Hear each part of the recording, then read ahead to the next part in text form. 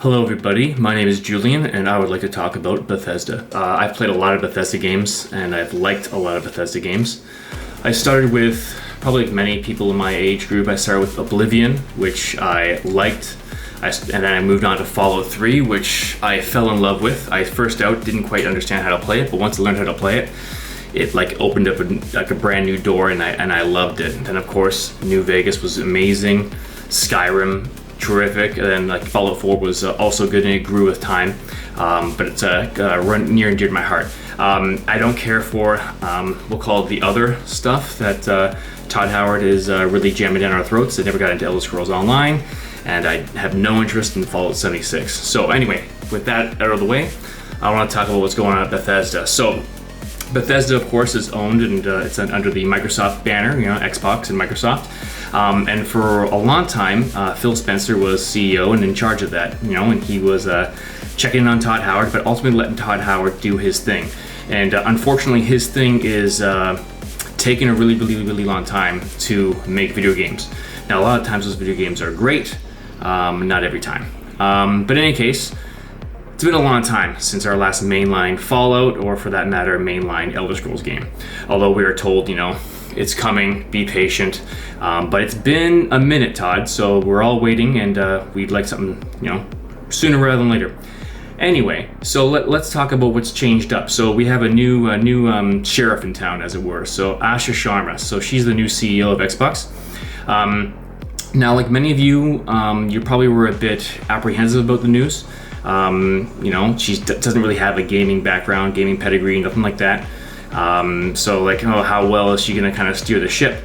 But it seems like she has a bit of a different approach than Phil Spencer, what he had. He had a more of a hands-off approach, where you can't say the same about Asha. So it seems like they're really pressing the envelope. You can tell this by the people that have been parted ways with at Bethesda. Like many gaming studios, a lot of people have been given the axe.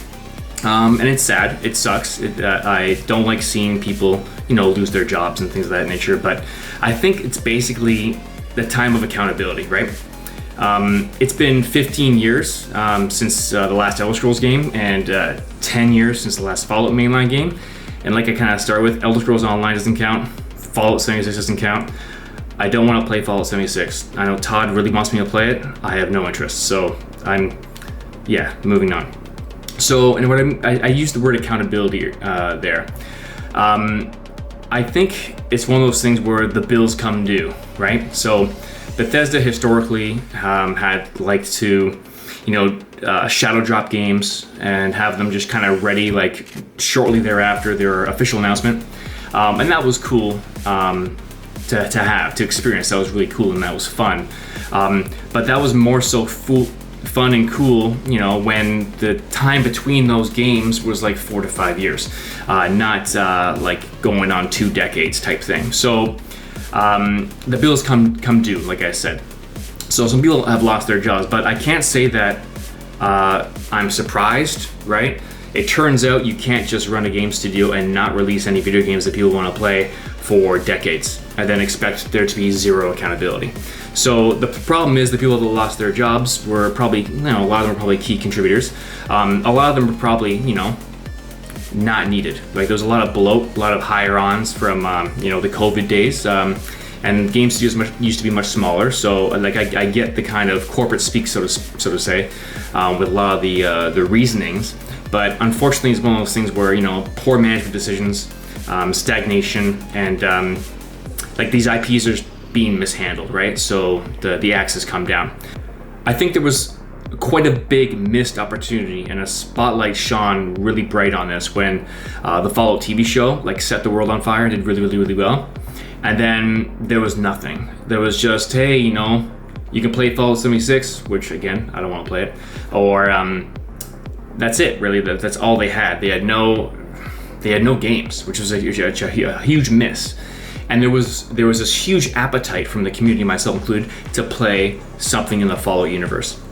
And you can see that. You can see that spike. There's a big spike in Steam during that timeline where the season 1 came out, and the hype was all there. The Fallout 4 player count on Steam was up to 187,000 during that period of time. And then Fallout 76 was even at 73,000, right? Which, whatever, some people like Fallout 76, which is fine. But those are fairly big numbers, especially for games that had come out so long ago. Like, we're talking 2015 was Fallout 4, right? That being said, it's being propped up by mods and other content like that, but it's still an impressive feat. So as I said, a light really shone bright on the studio, being like, what do you mean there's no Fallout? There's this huge appetite for Fallout. And like, it didn't seem like anyone really cared, right? Todd Howard in interviews would be trying to convince everybody to play Fallout 76. During all the Fallout Day announcements, it's all about Fallout 76, but just like the community does not care. Like, I think the majority of the Fallout fan base does not care about Fallout 76. And sorry, Starfield, in a moment of weakness, I tried that and I did not like it. It was boring, it was empty. I'm not gonna get into it. It's a whole other topic. So let's stay on track. So Asha Sharma seems to have come into Bethesda and told Todd Howard, like, what you're doing is not working. We cannot sit on these valuable IPs and just not release anything for years and years and years and years and years. This is not the cadence we're looking for. So it seems like she cracked the whip, for lack of a better term, because right shortly thereafter, right, all this change up, all this shakeup, you have all these announcements, right? Now, all these announcements were kind of known already in the space. Like, there was leaks here and there and reports and that kind of thing. But this is official news now from Bethesda. You know, we're getting Fallout 5 has officially entered pre-production. We got the Creation Engine 3, they're moving to Creation Engine 3. Creation Engine 2 didn't cut it. There's issues. They're moving to Creation Engine 3. Apparently that's going to fix all the issues. We'll see. Fallout 3 is getting a remaster. Awesome. Fallout New Vegas is getting a remaster. Awesome. Obsidian's back on board, right? Which is, you know, I think it's going to be good. It's one of those things where Obsidian of old made some really good things, right? Obviously, they made New Vegas. They made KOTOR 2, right? That's Knights of the Old Republic, which is also a tremendous game. They have made some good games, right? More recently, they kind of mishandled the puck, let's say. Avowed didn't do too well. I played Outer Worlds 2. I did not like the art style, did not like the worlds, did not like the characters, did not like the writing. But the systems that were in place were good, like the leveling system and all the traits and stuff. That was all actually pretty good. There was some pretty good meat on the bone. I also like the models for the firearms and stuff like that. I think they did a really good job with the gun modeling, which is awesome. I found everything else about the game to be not my thing. I prefer more of the Fallout aesthetic, more of the grim, dark, serious. There can be underpinning of comedy and levity, but I like more of the serious stuff, right? So I think if like Obsidian throws out the new strategy and really hones in on what they're really good at, I think they could do something really, really great. And then of course also, you know, Elder 6 is still coming, right? So we have all this news that came out, which is totally different than what historically we've seen come from Todd Howard. It seems like they're really forcing his hand, right? He was on Reddit. Posting on Reddit. It seems like Asha Sharma is more tied in to like the fan base and what's going on social media and that kind of thing, which ultimately I think that could be good, right? Despite her not being a gamer and that kind of thing. If she is honestly tuned in to what the major fan base is saying they want, and they're paying attention to the money, the finances, what's actually doing well, I think we could see a return to what made the golden age of gaming so good. And everyone's golden age could be a little bit different.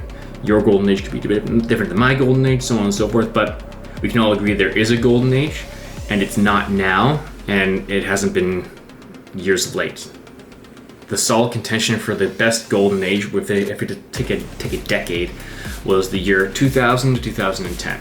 Now, there's good games that come out in other time periods as well, but I think this alludes to what I'm getting at here. So let's go for it. So between 2020 and 10, so we got World of Warcraft, Half-Life 2, Portal, Bioshock, Uncharted 1, Uncharted 2, Mass Effect 2, KOTOR, KOTOR 2, Dragon Age 1, GTA, Vice City, GTA, San Andreas, GTA 4, Halo, Halo 2, Halo 3, Gears of War 1, Gears of War 2, Resident Evil 4, Call of Duty Modern Warfare 1, Modern Warfare 2, Diablo 2, Lord of Destruction, StarCraft 2, Assassin's Creed 1, Assassin's Creed 2, Morrowind, Oblivion, Fallout 3, New Vegas was in 2010, but we'll count it because we're talking about Bethesda. But I'm sure I'm actually missing a ton of games. But I can't say, I cannot rhyme off a list like that from the last decade, right? If I had to make a list between 2016 and 2026, it's not looking like that, right? It's looking like a lot of a lot of soft games that do not meet the aesthetic. Either I aged out of being the target demographic, or I don't know. Something's changed, and maybe it's me. Who knows? But finances suggest that that's not the case. Finances suggest something a little bit different. So what was driving games was really good single player experiences, really good fleshed out worlds. I forgot The Witcher. Can't believe it. Anyway, really fleshed out worlds, great single player campaigns with multiplayer kind of as a part of that whole experience. Multiplayer wasn't the whole thing, at least not for every game. There was the single player experience that kind of drove most of those experiences, and the multiplayer was a fun thing to do on top of that. And you know what? If I can just try and make it small, my point here is that it seemed like during that period, games were developed, advertised, and sold to gamers. Whereas now, I think all these big publishing companies are all looking for making this huge bet and making this huge payout. They are not happy with making a good profit. They want all of the profit, right?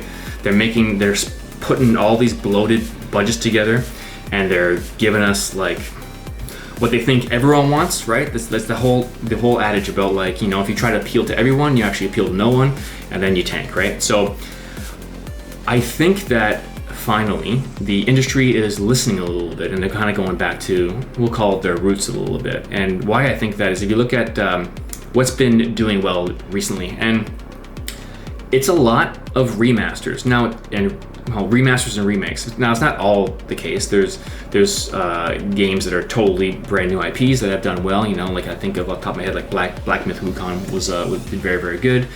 Crimson Desert did very good. I didn't play either of those games, but I've heard nothing but great things from them. But you think about even recently, Assassin's Creed Black Flag Resynced launched, and that's a 10-year-old game. It's a remaster, but it's still a 10-year-old game, right? And it had 104,000 peak players on Steam so far. And there's bigger games than that, but for a 10-year-old game remaster, that's pretty good, right? You have Oblivion Remastered that came out, and that came out really on fire, right? And then there were some things that dampened the experiences, but there was still like a big appetite to see that game remastered and come back. Diablo 2 Resurrected, I think that was tremendous. I'm a big Diablo fan. Diablo 2 Lord of Destruction was my jam when I was growing up, and I think they did a tremendous job on Diablo Resurrected, and it's done well. These are all games that tied their lineage back to like the glory years, at least mentality of making games for the gamers, the consumers, right? Not trying to appeal to everyone and therefore appeal to no one, not trying to appeal to non-gamers and shoehorn a bunch of stuff that just there's zero appetite for. Now you compare these games, these remasters and stuff, to the big failures, right? There's some pretty big failures of recent memory. So let's look at Redfall, right? So I'm looking at Redfall. Redfall had between $80 and $150 million budget. It only sold 80,000 copies on Steam, returning about $4 million in sales. Its peak player count on Steam was 6,124 peak players. It's not zero, but it's a far cry from what even games like Fallout 4 had during a resurgence during the Fallout show, lower than Black Flag Resynced, pretty low, right? It's considered an abysmal failure.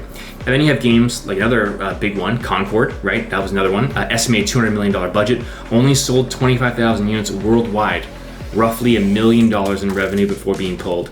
All-time player peak is 697, not even 1,000 players, right? Then we have other ones. I'm not gonna get into all the numeric values on that, but I'm thinking about South of Midnight. I'm thinking about Dragon Age Veilguard. I'm thinking about Anthem, Highguard. Just game after game, a bloated budget, the same kind of thing with just there's no. I don't know. It's not for us. It's not for the gamers, right? We need to return to that. What I'm seeing here in this kind of spot in time and Bethesda, right, is I'm seeing the thought processing changing, and companies going back to, oh damn, like we actually need to make money. Maybe we don't need to make all the money at once. Maybe we can just return to making quite a lot of money every time and just turning things out that people want, right? Like the money's there, people want the games, right? Maybe they're waiting for sales and that kind of thing. Games are expensive, but they're gonna buy the games, they're gonna play the games if they are good and if they are made for us, right? So I just want to close with, again, I don't want to celebrate people losing their jobs and that kind of thing, but I don't think it's realistic to live in a world where there's zero accountability, right? At the end of the day, Bethesda is a company, right? They want to make money, right? How does Bethesda make money? They make money by selling video games. Sell video games to the gamers, right? Make what they want. It's actually not that hard, right? A lot of these games, like I rhymed off earlier, Halo 1, Halo 2, Halo 3, those all came out within less than a decade period of time. 3 different games. Like, it's crazy, those games that came out, how those teams could produce such great content in such a small period of time. In closing, I'm excited to play Fallout 3 Remastered. I'm excited to play New Vegas Remastered. I'm excited to play Fallout 5 when it finally comes. I'm excited to play Obsidian's version of Fallout, wherever that might be. I'm excited to play the next Elder Scrolls. I am not excited. I do not care about Fallout 76. I do not care about Elder Scrolls Online. It just boggles my mind how Bethesda, all these companies, they all want to find that golden goose IP, the one they want to create a new one, like Starfield. They want to create a new IP that'll make all the money. They've done that already. They've already made the IPs that'll make all the money. They already have Fallout. They already have Elder Scrolls. Just make all the money with that. You already have it. Like, there's companies that would kill to have such like a gold mine of IP to pull from. You guys can do it. Just do it. Like, and people got fired for not producing stuff. Turns out you gotta work, right? You gotta make something. You gotta produce, right? Turns out that's the case. You can't just sit on your hands and not work and not produce content for decades, right? Anyway, I'd like to know what you think. Leave a comment, maybe correct me if I may have got something wrong, and drop a sub for all those reasons why that I want your sub, so I will stop there. But anyway, see ya.